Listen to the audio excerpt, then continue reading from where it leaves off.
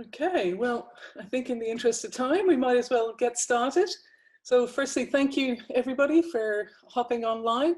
This is a really exciting panel discussion between Bradley Garrett for his new book, Bunker, and the two panelists. So we're absolutely delighted to host the launch of Bradley's new book in collaboration with the Earth Institute and the School of Geography at UCD.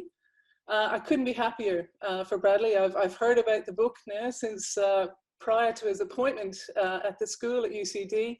So I really firstly want to congratulate him.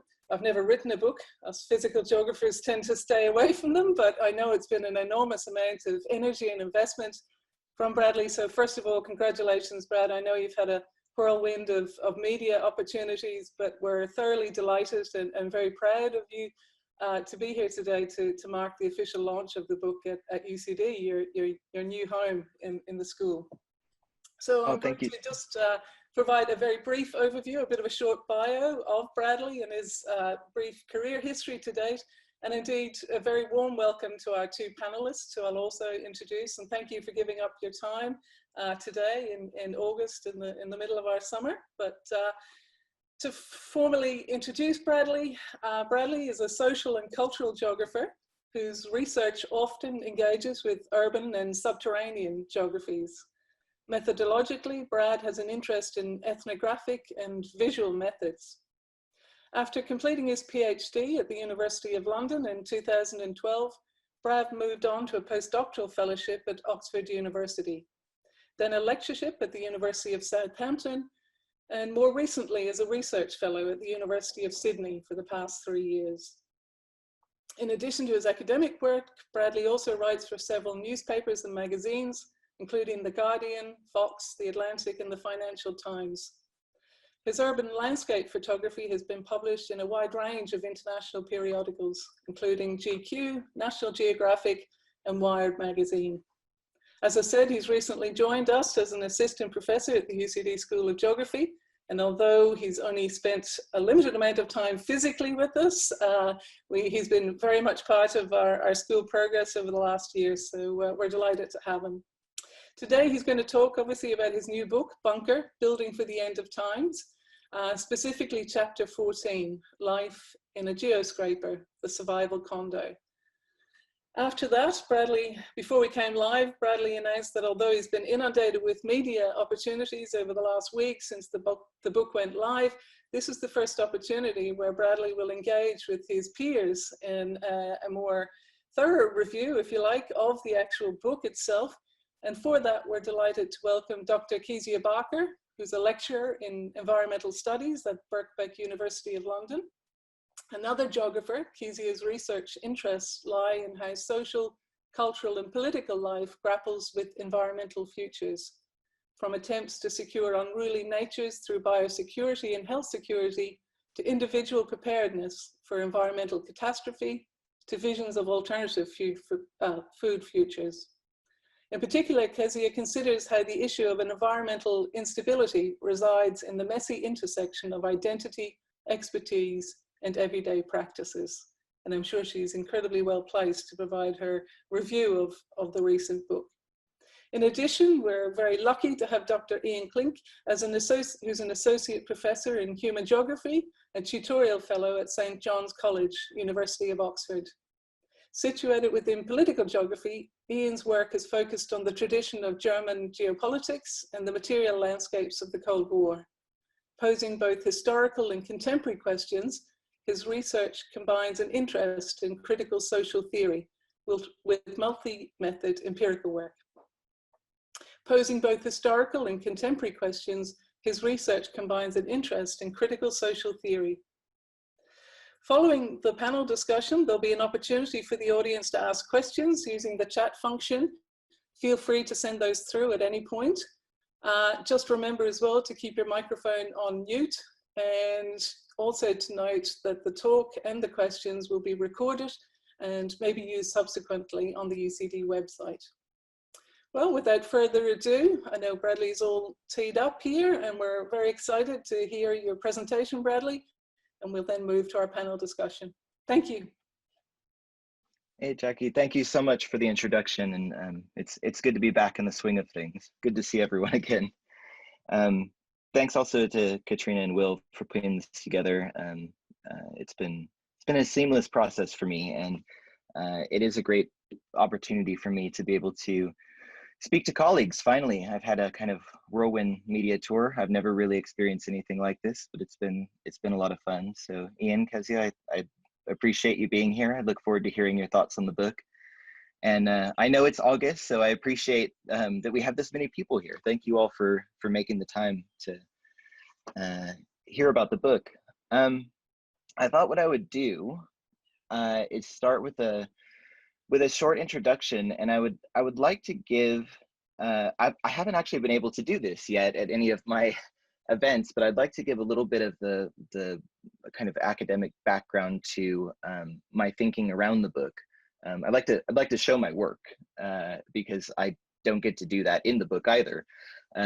It's been a kind of strange process working on a trade publication where I've stripped out my references and hidden my work and paraphrased people's work. It makes me very uncomfortable as an academic, but you know, I've had to go through the learning process here. So let me just share my screen here and start by saying that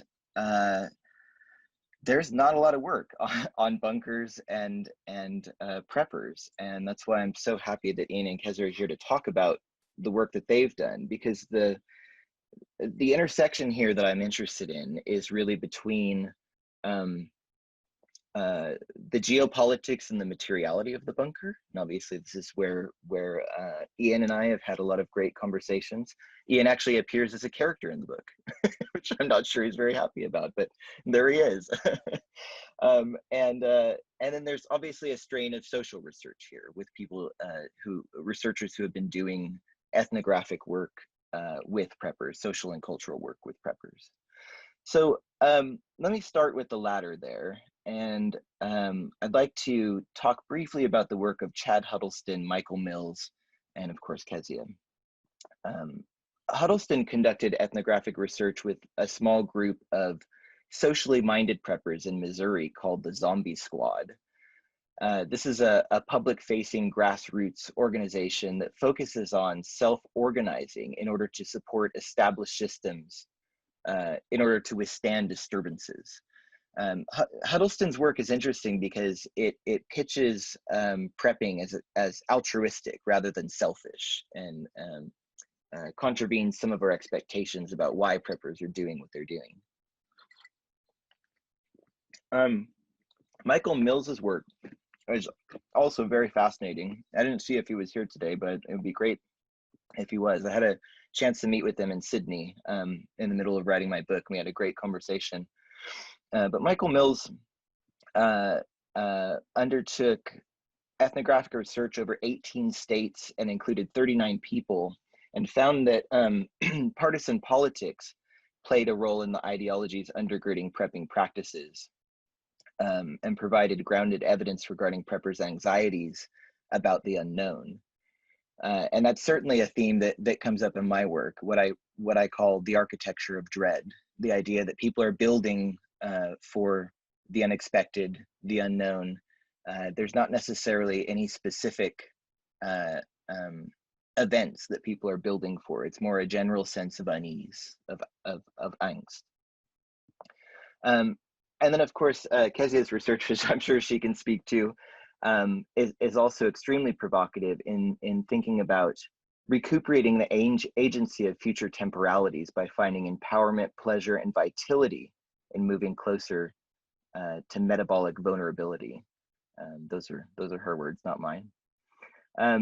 And all three of these researchers have lamented the lack of engagement with preppers as a culture, which is stunning, because there's tens of millions of people around the world who are actively prepping. And so that I've really tried to step into that with the book. Now, in the realms of geopolitics and materiality, Ian writes that bunkers are the terminus of biopolitics, spaces built as subterranean colonies, securing their privileged inhabitants from the ravages of external calamity. And I'd like to hype Ian's book, Cryptic Concrete, as well. It's a fantastic read. And if you're interested in bunkers, certainly worth turning to. I should also mention John Beck's fantastic work on thinking about the bunker as an ambivalent space, a space that is both a womb from which to be reborn and a tomb if rebirth is not possible. You know, it's the underground is a space where materiality is less malleable, perhaps, but time is more malleable. And that's kind of where I jump off in thinking about the temporality of the bunker. This is something that I've elaborated more on my recent piece in Geoforum, but I do touch on it in the book. Thinking about the bunker as a space that's built primarily around time. It's meant to transport people through periods of calamity. It's meant to be a space of safe harbor, but it's also a space that's built on a kind of cyclical worldview, an idea that, you know, time doesn't move in a linear fashion, but time is a series of seasons, and people are building for rebirth. So I do see the bunker in the book as a space of rebirth. And yesterday I had a great opportunity to do an event with Robert McFarlane, and Graham Warren from archaeology at UCD was there, and brought up the fact that many of the preppers that I've been working with are recuperating lost skills, weaving, crafting, tool making. And so he made the point that the bunker is also a space that's bringing the past into focus as people bring these skills into the bunker and then potentially move them into the future. So this is one of the things that I've been very interested in, is thinking about the bunker as a temporal space. And perhaps that's something that we can get into. But I would also like to run you through some of the spaces that I've been to and to think about why they were constructed. And we have to start, of course, with the advent of the nuclear age.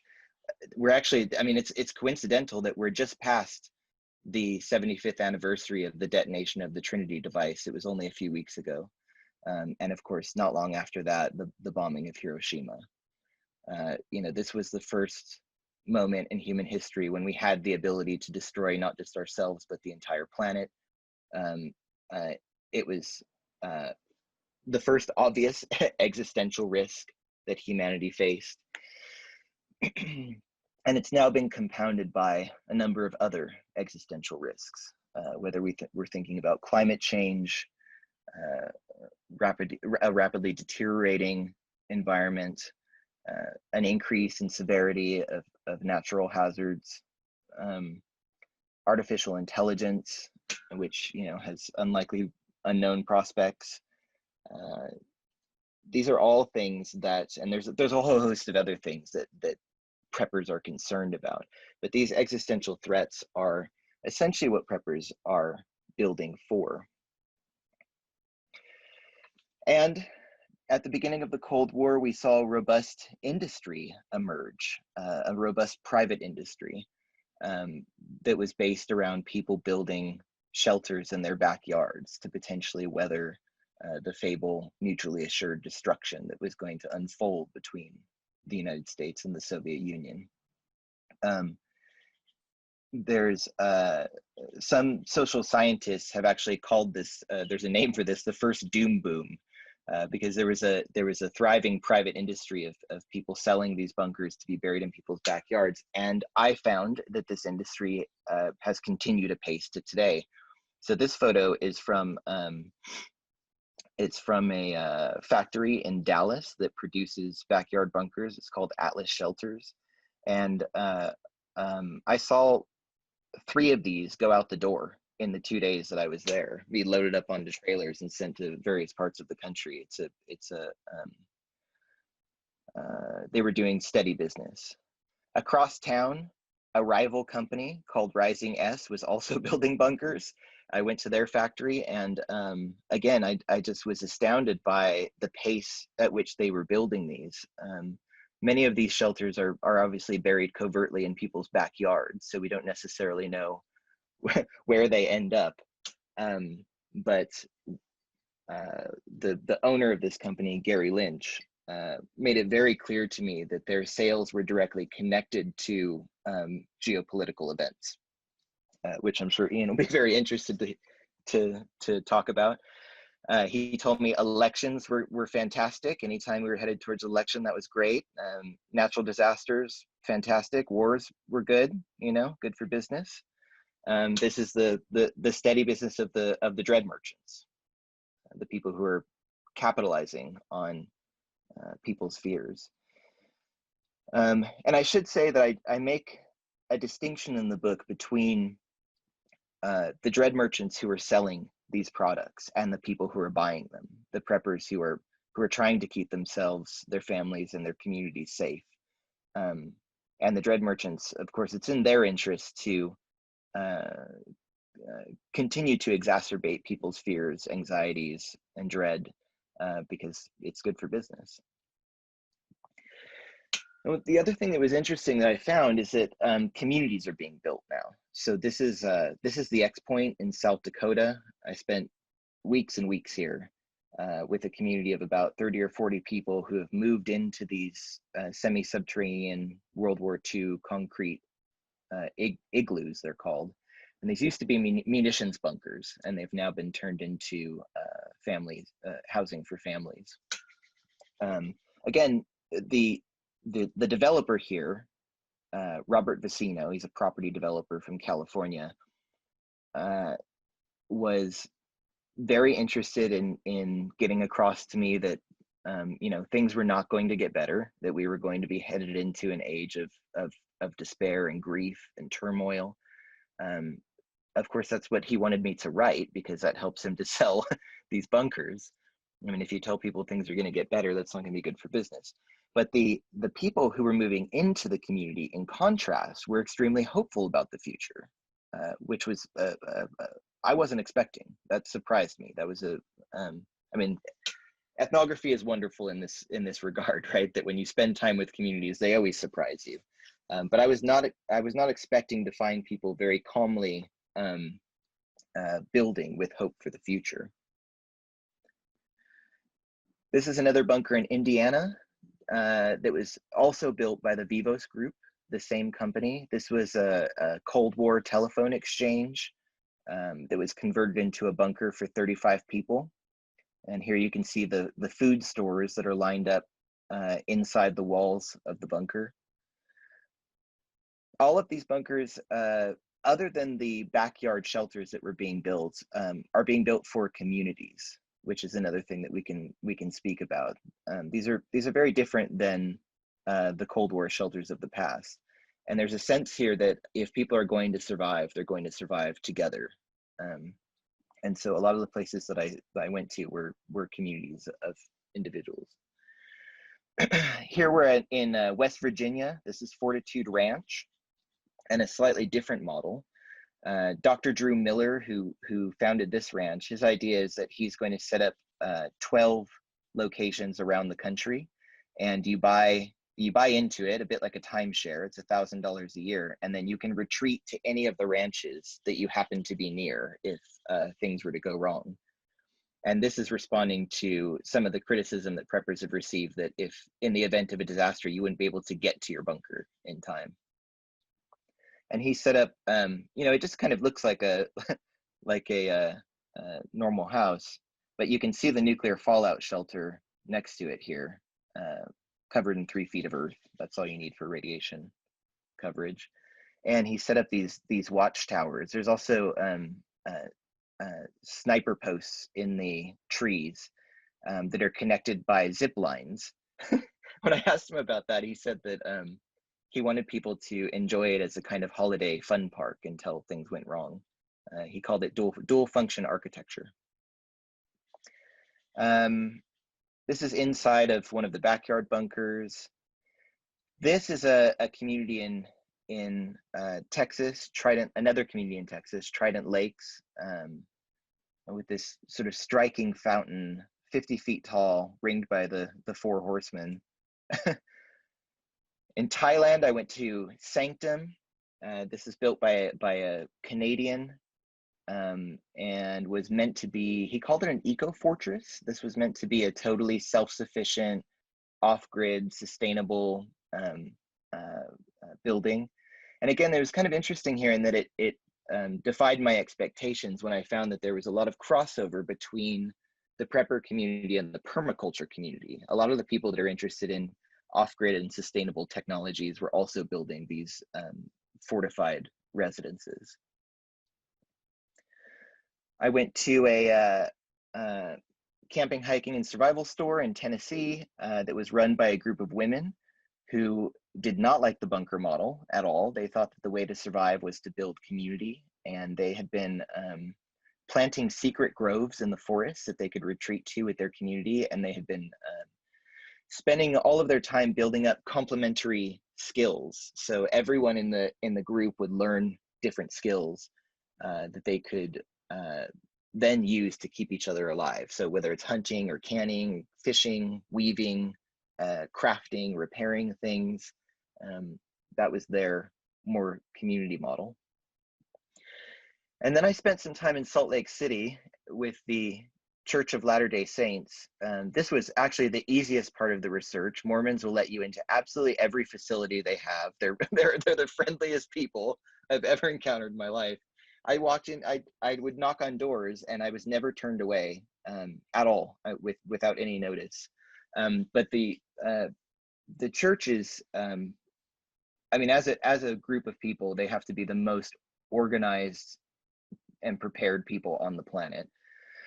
Most church members will have 3 months of food in basements under their house. And again, the model here is about community. This is not about this is not a selfish endeavor. The stores are about keeping the community going through a disaster. So the stores are meant to be distributed equally amongst everyone once the disaster hits. And finally, what we're talking about today, we're focusing on today, is the survival condo. And I'm just going to run you through this very quickly. This is a 15-story subterranean geoscraper in Kansas. This is a half-floor apartment that's being sold in there for $1.5 million. Full-floor apartment is $3 million. It's got a grocery store with 25-year cans and 5-gallon food buckets, a barista, a gym, a library, an educational center, tanks to raise tilapia, 3 armories, a remote control system that also has a .50 caliber machine gun in a pillbox that can take out anyone coming up the road, and these incredible windows, as the owner, Larry Hall, calls them. They're vertically installed 4K LED screens that give you the illusion of being outside.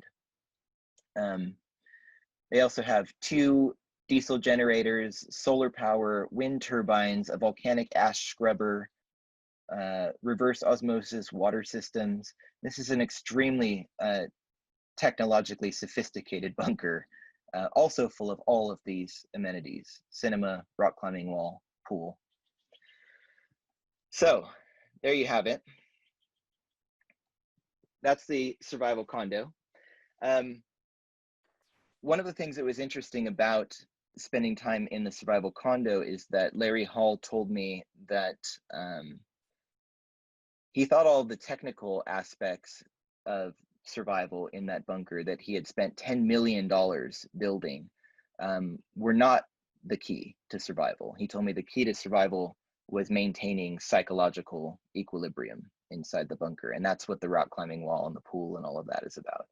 So his goal was really to, he says in the book that he wants it to function like a miniature cruise ship. You know, you go inside and you lock the door, and he assured me that they could safely and comfortably traverse 5 years of time inside that bunker underground, keeping everyone distracted and happy and healthy. You know, it's a model that you can't test, right? This is it's all speculation. But I was astounded during my research to find that there are millions of people all over the world who are investing their time and money in surviving exactly this way.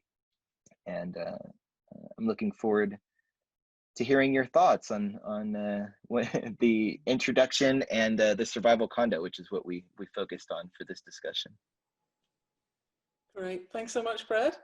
I'm opting for the Tennessee women myself, but might be onto something there. But anyway, we're looking forward to to the panelists' discussion now. So I'd like to invite Kezia to start with. So whenever you're ready, we'll hear your perspective on the book and the chapter.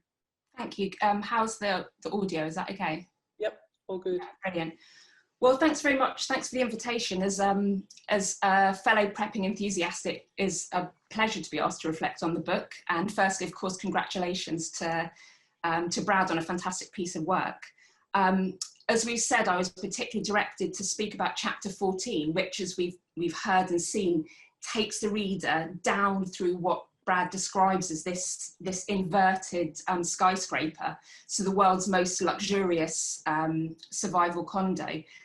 And reading the chapter, I think in our time of COVID, where contracts for the distribution of the paraphernalia of health security have been handed to private firms, where vaccines, medicine, PPE flows where the money is, not where the need is. And the world's richest are profiting, gives the reader of the book a clear sense that this financialization, privatization and individualization of insecurity is an expression of more widespread processes than wacky curiosities or any sort of anomalies.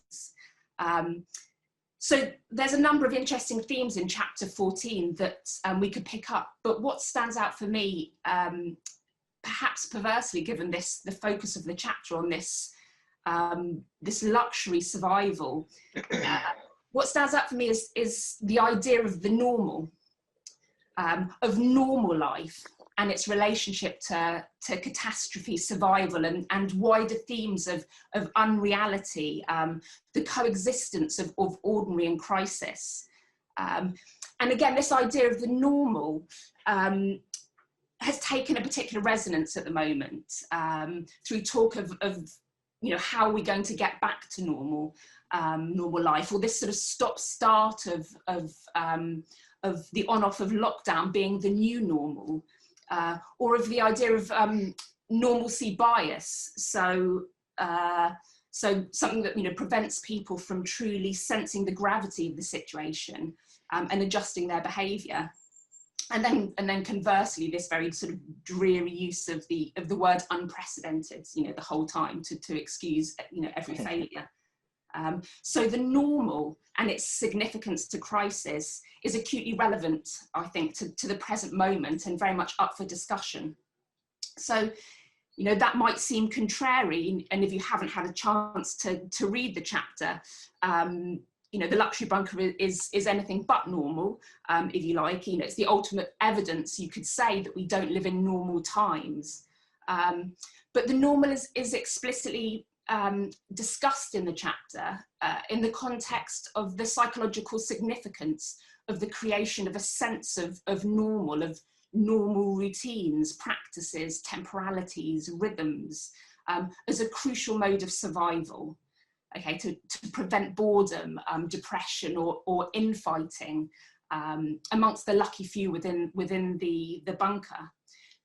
So this normal is needed to support an illusion of reality, to uphold mental and social stability sort of during or in the aftermath of the event. And a crucial quote for me is from the bunker developer, where he says, the key to well-being underground, paraphrasing a bit, is creating an illusion of normal above ground pre-event life. And so then, we learn that in order to do this, of course, there's a huge mechanics, there's, huge technological infrastructure that includes, but goes beyond the normal conditions needed for metabolic life. So to breathe, eat, keep clean, dispose of waste, maintain temperature underground. So this normal that residents of the bunker will partake in includes these televised images, as we saw in the slide there, to create a connection to the outside world and maintain temporalities of day and night, but also trips to this, I love this recreated upmarket supermarket, which also advertises community activities like yoga and bread baking. I don't know the condition of their sourdough starters, grinding fresh coffee, fantasies of the good life. Very much maybe like the lockdown for the comfortable middle class in the UK anyway, who could afford to bunker in and work from home. So this is a normal that is, of course, not a reality, you know, neither from the events that would be unfolding above ground if the residents were there, but also perversely probably not part of the prior every day of the clients who could afford these bunkers. You know, perhaps I'm being mean, but I'm guessing they're unlikely to be doing their own grocery shopping at the moment. So let me remind you of that quote. It's the key to well-being underground is creating an illusion of normal, above ground pre-event life. So I think there are two key troublings of the normal that emerge from this. And the first is that our contemporary normal above ground pre-event life is one that's already marked through ongoing catastrophe, insecurity and precarity, which have become the normal fabric of everyday life in late modernity. So the bunker builders and the purchasers, of course, are not likely to be caught up in the slow catastrophe of austerity, more likely to be producing, perpetuating, financially profiting from this insecurity and precarity. So then this condition of this ordinary slow catastrophe of everyday life is so routinely and regularly punctuated by emergency that the exceptional event becomes, rather than shatters the ordinary, everyday, normal or natural. So as the meme goes, I hope you've sort of seen it. It did the rounds on Twitter, but you've got to picture a poster in the window of a bookshop, and you know, with the instructions that, you know, in light of recent events, the post-apocalyptic fiction has been moved to current affairs. So we've been turning to apocalyptic fictions to try and navigate and interpret or maybe relish the ongoing catastrophe of the present. And the popularity of Contagion and other disaster or post-apocalyptic movies has shot up over the pandemic lockdown. So there's this normalization of apocalypticism. But despite this condition of crisis as the normal, there's also a sense represented by prepping and its individualized acts of security, that society is nevertheless failing to acknowledge this proximity to or imminence of catastrophe, you know, not truly awakened to crisis. We have these expressions of sleepwalking into crisis or being lulled into a false sense of security, as though failing to acknowledge crisis is akin to being asleep. So crisis then becomes this condition of the real, the normal that we're asleep to. And it so infuses the presence that it lays claims to being the really real bedrock of life. And so moments of relative calm are what are unreal. And we anticipate this exceptional crisis so much that when it comes, it has a sort of feeling of familiarity about it. It's the thing that we always deep down knew was waiting for us. So if the everyday is infused with normal catastrophe and routinized emergency, whether we are fully awakened to it or not, the flip side of this is that the moments of calm, normal, safe life come to take on an unreality, an uncanniness. And that prickling sensation of the uncanny that you describe on the back of your neck, Brad, and that sort of lost coordinates of the real that are captured in the stories and the photos in this chapter, can come from being in above ground, ordinary supermarkets. So there's moments when you're sort of going about normal life and it feels so at odds with ongoing catastrophe that you sort of almost feel like you're play acting normal life.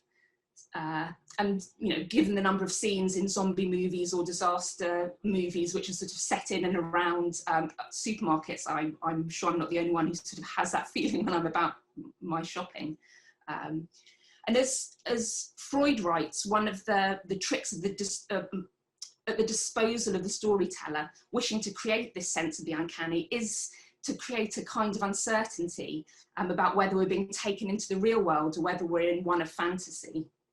And this speaks to this sense of uncertainty about our own sense of safety, you know, particularly at the moment. Are we wrong when we feel safe, or are we paranoid when we feel unsafe? So if crisis is the normal, the real, and if the future that's folded into the present is predictably unpredictable and apocalypse is now, whether we're awakened to it or not, then what is the normal that's being recreated and projected to enable survival in this bunker? What this suggests is that this idea of normal without crisis, a sort of a pre-event normal, the normal that Larry Hall, the bunker builder of the chapter, tries to recreate through shopping and yoga and baking and these televised images of peaceful landscapes, is far from simply being or feeling normal, uneventful, real for any of us, even before it's been fabricated, buried underground and replayed on TV screens, while the outside world is reduced to a wasteland, to the true desert of the real. So congratulations and thanks again, Brad. I really enjoyed reading and thinking about the chapter.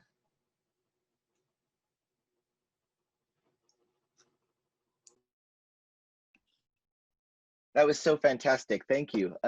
Wow, there's a lot to unpack there. What a response. I'm conscious of time. Should I respond, or should we have Ian? We might go ahead to Ian and then we can come back. I'll make an appeal as well to the audience if anyone has any questions, but otherwise, yeah, we'll come back and regroup after that. But okay, sounds good. Okay, Ian, thank you. Yeah, brilliant. Many thanks for having me. I feel I was a small part of the journey towards bunker, and it's therefore a real pleasure to share my reflections with you. Now, for those who haven't got their hands on it, Bunker is the gripping story of Brad's encounters with contemporary survivalists and the structures they build.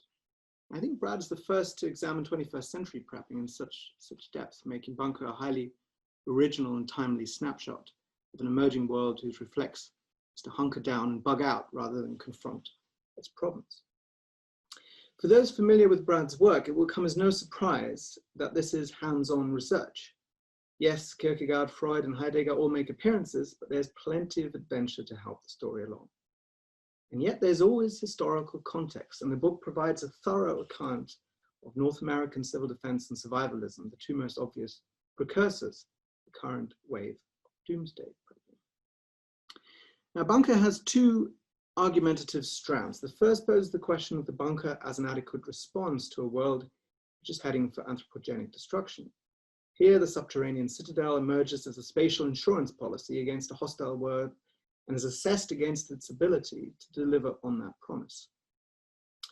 The second, and in my view more interesting avenue, examines the bunker as a source of collective anxiety rather than merely as its symptom. The bunker is approached here as an object of fantasy sold by the aforementioned dread merchants who offer their clientele survival, often in luxury. And yet much of what they are selling seems to be on closer inspection, hot air. We learn about large construction projects used to launder money and bunkers which are advertised online with glossy photos, despite their failure to receive planning permission. Here readers may hear the voice of the late Paul Virilio, who insisted that the bunker was in essence a performance of impenetrability designed to mask insecurity and fear. Most of all, the book lives off its predominantly male protagonists, all of whom are introduced with an eye for detail. There's Larry Hall, the control freak ex-Northrop Grumman employee with a degree in business studies, whose luxury bunker offers, as we've just heard, yoga classes, swimming pool, a deli, and indeed those remote-controlled sniper rifles. Then there's the creepy narcissist Robert Vicino, whose construction company builds bunkers which are resilient against a second-grade flood, caused, of course, by the passing planet Nibiru. He also fantasizes about chaining waitresses up in his bunker. Yup. Even more ominously, we encounter Blake, a devout evangelical who longs for a post-apocalyptic world in which he is finally free to use his gun without guilt. And I'm quoting him here, "I won't feel remorse, I won't feel bad, I'll kill anyone that gets in my way." There's relief, he adds, in the simplicity of naked survival, comfort in a bunkered space without anxiety or guilt. Now, the language of subterranean cruise ships and bulletproof insurance policies, which are used to advertise bunkers, made me think of Herbert Marcuse's One-Dimensional Man. Marcuse wrote in 1964 about a late capitalist existence which was enslaved by false needs and which had unlearned the capacity for critique. Noting the way in which fallout shelters had in the 1960s become a part of the suburban family home, he saw One-Dimensional Man as emerging at the intersection of consumerism and survivalism. He warned that the great threat of nuclear annihilation served itself to protect the very forces which perpetuate this danger, and that the attempt to prepare for such a catastrophe had replaced the quest for its causes. And although Marcuse was a key reference point for the social movements that emerged around the globe in the 1960s, late 1960s, it seems to have had very little impact on prepper ideology. So let's talk a little bit about the politics of prepping, which Brad's already referred to. So I think the preppers that Brad interviews seem to be guided broadly by a very familiar Trumpian compass, which features the desire for militarized boundaries and self-sufficiency, a concern with comfort and class privilege, and a rejection of urban life and its politics. Some are on the libertarian spectrum, others are Christian conservatives, and yet what sets them apart from Marcuse's subject of advanced industrial society is their insatiable desire for conspiracy theory. In this, the prepper is in fact a subject with a rampant capacity for critique, which is inflicted on all existing forms of authority and knowledge, though never on the ideology of survivalism itself. The prepper then strikes me as an over-interpolated social Darwinian zombie for the post-truth age. As one of Brad's subjects concedes, he is but a cheaper version of Elon Musk, having replaced the conquest of outer space with a more modest descent into the earth. I was unsurprised to find that with only a handful of exceptions, the dread merchants and their customers are middle-aged, white, and often very wealthy men who are obsessed with the idea of forging sealed communities. There are female preppers in bunker, as we've just heard, but they are not central characters in the book. The men, however, struck me as subjects for whom maternal femininity is something mysterious that needs to be controlled and recreated. They think of bunkers as having umbilical cords. They talk about serious motherfucking bunkers all the time and fantasize about returning to a hardened wound, quiet and safe from societal pressures and intrusion, only to then be reborn. I was particularly intrigued by the recurring trope of a secure subterranean family space. And the latter seems to me something of a tamer version of the fantasy that motivated the infamous Austrian Josef Fritzl in the 1980s to begin an incestuous second family in a soundproof bunker, which he had built over the course of 2 years underneath his family home. Fritzl was no doomsday prepper, but he was certainly driven by paranoia, an obsession with control, and the quest for a safe space for his violent fantasies. When convicted in 2009 of murder, enslavement, and rape, he stated that he had only ever tried to protect his daughter from the dangers of the outside world. Fritzl's case may be particularly abhorrent version of an underground paternal fantasy, but I think there are traces of this fantasy in the statements of Brad's respondents. And I wanted to hear more about the internal conflicts individual preppers seek to resolve underground, and wondered whether they were making sure that their own toxic masculinity too will be reborn into a post-apocalyptic world. Much like Kezia, Brad attempts to resist or at least complicate the pathologizing gaze upon preppers that pervades journalistic accounts. But this desire to tell a different kind of story about prepping risks, I feel, a partial identification with the prepper subjects, and does at times get in the way of a fuller investigation of the paranoia that structures their inner world. For even if the current pandemic seems to prove the survivalists right, the most pertinent question is perhaps not, are they right to be paranoid, but what function does paranoia play in sustaining the prepping subject? There's a crucial difference between the affective reaction to the threat of human extinction, which we've perhaps recently felt, caused by a nuclear war or indeed a pandemic, and an obsessive investment in human extinction. To give an example from the book, at some point, some members of the Almost Heaven prepper community split off, one of Brad's respondents explains, and formed a paramilitary group. They were looking for Armageddon, and if it didn't come, they were going to cause it. Paranoia thus can never be proven wrong because it always already inhabits a world of alternative facts. None of this should distract from the fact that the book is an absolutely magnificent achievement, packed with fascinating reflections on patterns of anxieties and written for a broader audience, which no doubt I think will receive this with great interest. It has little of the often apolitical dreaminess of Robert Macfarlane's recent Underland, and also manages to steer away from the Nazi centrism that marks much writing on bunkers, including, I have to say, my own. The book benefits tremendously from the fact that Brad's preppers are so keen to speak him, as he says, either in the hope that he will advertise their products, or because they desire for him to immortalize them in his writing. Bunker is a must-read for anyone interested in the types of future subjects who might inhabit a society organized entirely around the principle of human survival. We can only hope that we won't be here if and when it arrives. Thank you. Great. Thanks so much, Ian. I personally found both of the panelists' discussions on the book really fascinating, and I'm sure Bradley has been absorbing it all. In our 15 minutes left, Bradley, would you like to comment now? I haven't actually got any questions from the audience, so I'll invite that again, but perhaps I'll give you an opportunity to respond to some of the many comments that Kezia and Ian have raised there. Yes, I can't thank both of you enough.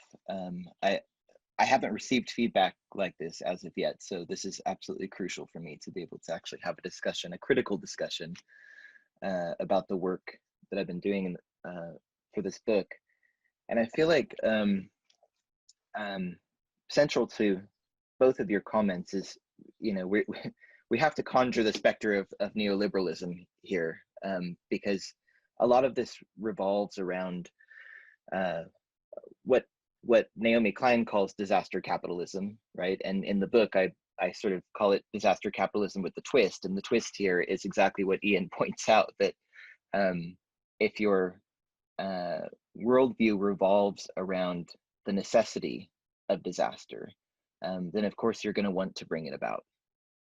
And a lot of the dread merchants that I spoke to, including people who are building bunkers, but also people selling freeze-dried food, people who were invested in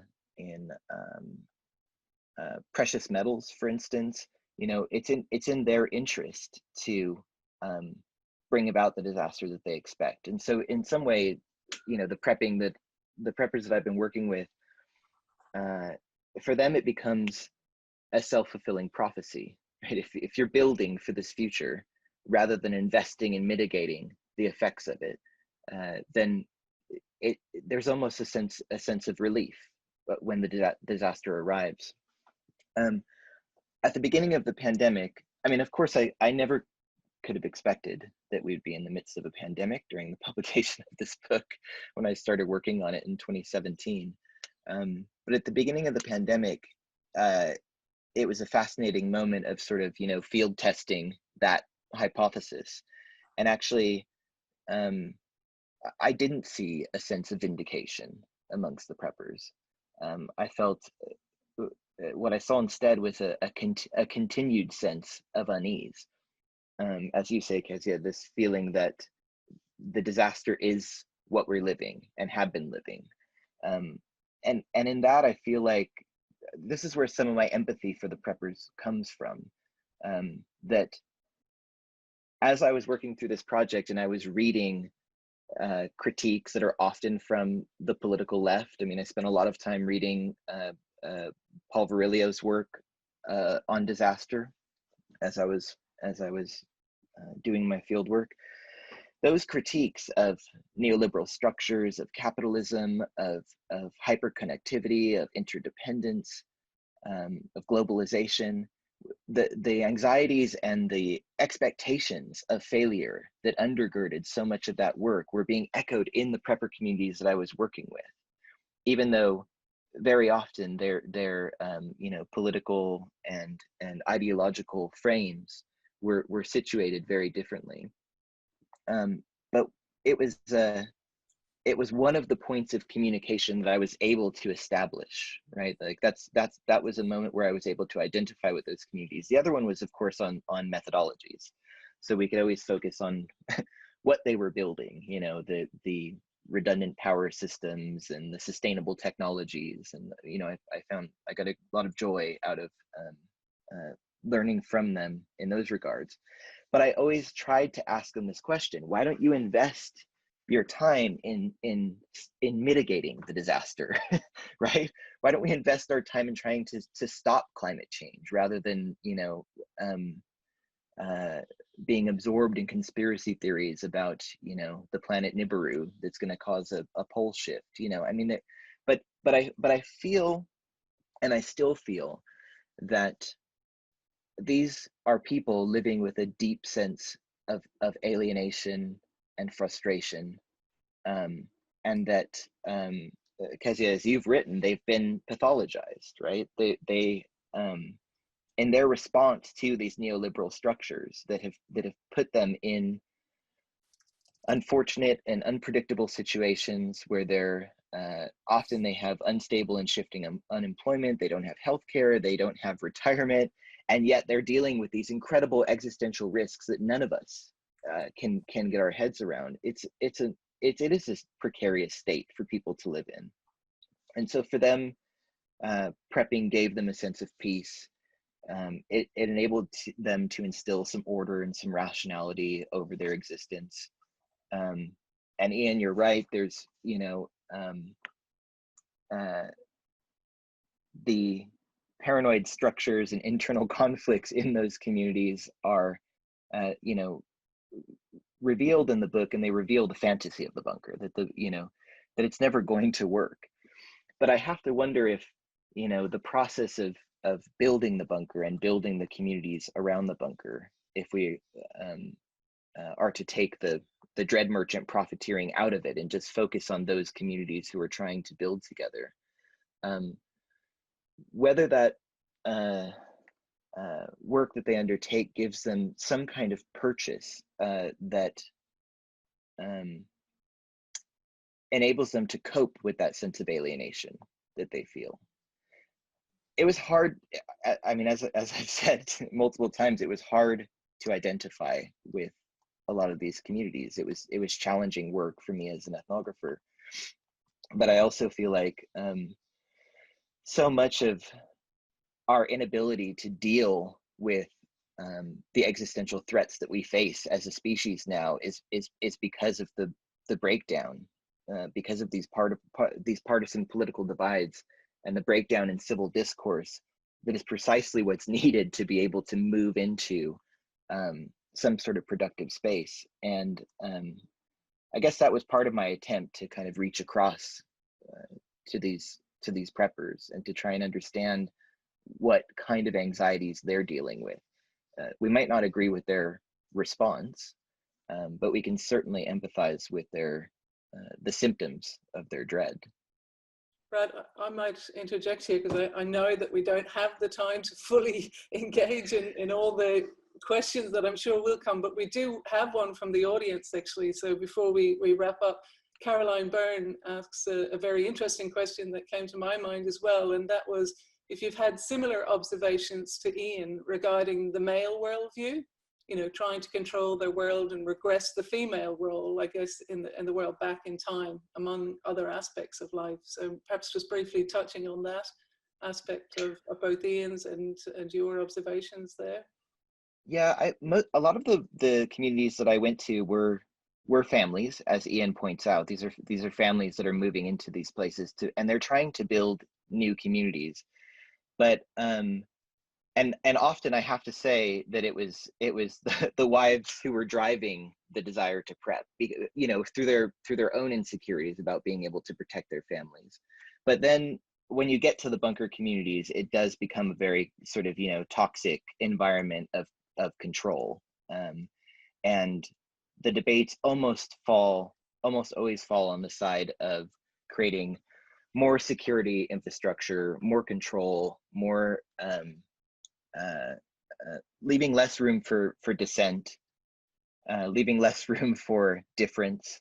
The communities, although they're not explicitly racist or misogynist, they end up being, they end up self-selecting for people who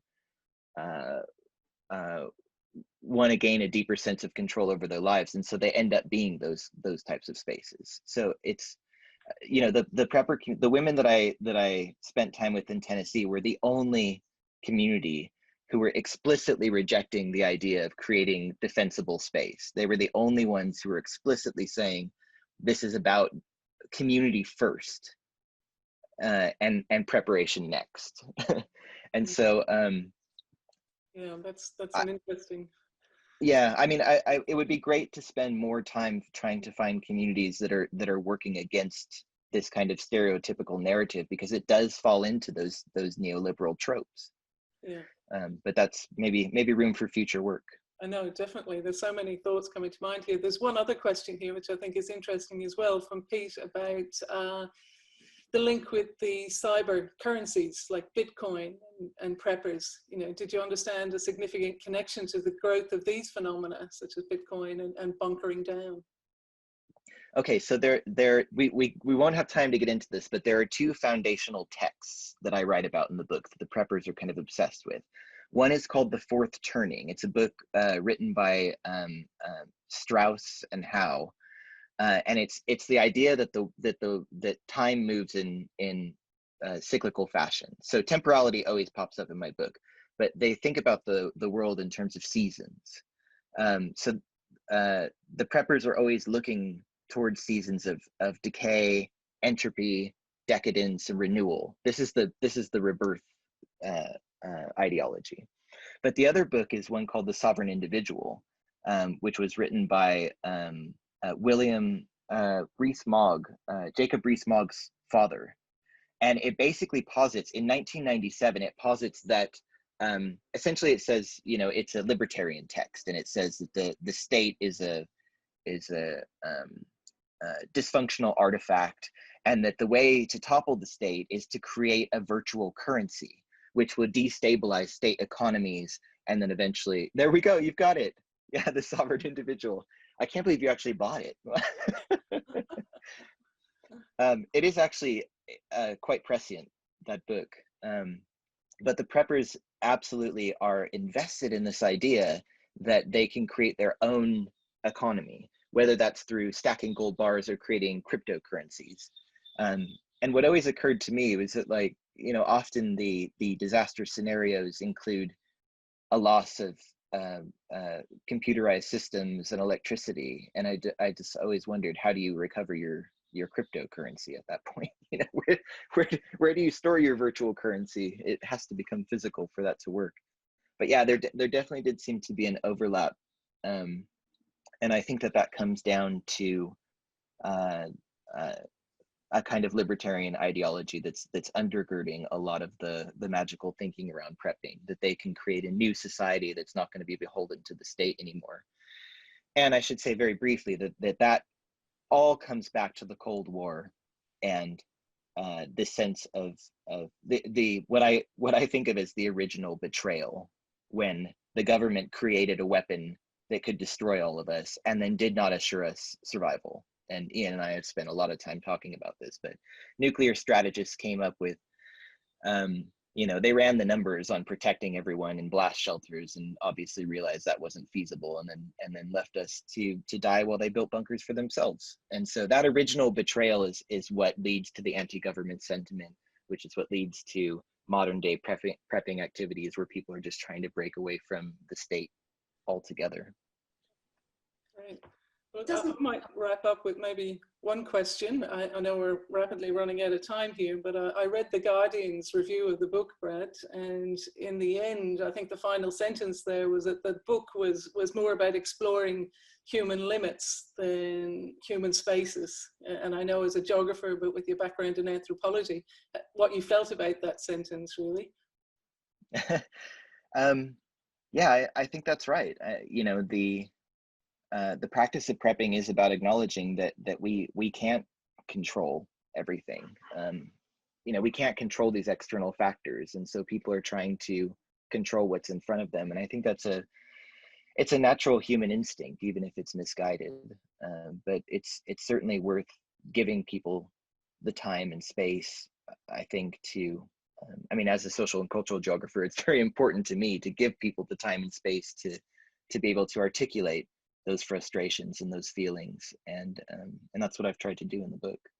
I think you've done that really well. Your patience, obviously, in working through all of that material. So, yeah, again, many congratulations. I apologize. I know there's a wealth of questions and feedback and commentary that we could do. So we'll definitely have to organize a more full-length seminar at some point and invite people to attend that as well. But in the interest of time, I might just wrap up and say a huge thank you to Kezia and Ian for joining us. I found your own overviews of the book absolutely fascinating, and I'm sure the audience did as well. So many thanks.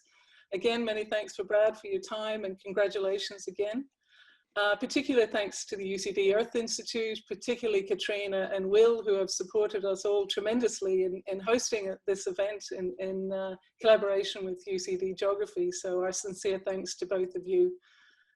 We look forward to, if we haven't already read the book, we've been given plenty of insight now into the ease of reading it and the many opportunities for further thought. So yeah, many thanks again. So thank you very much, everybody, for joining us, and we look forward to seeing you online at some other stage in the future. Thank you.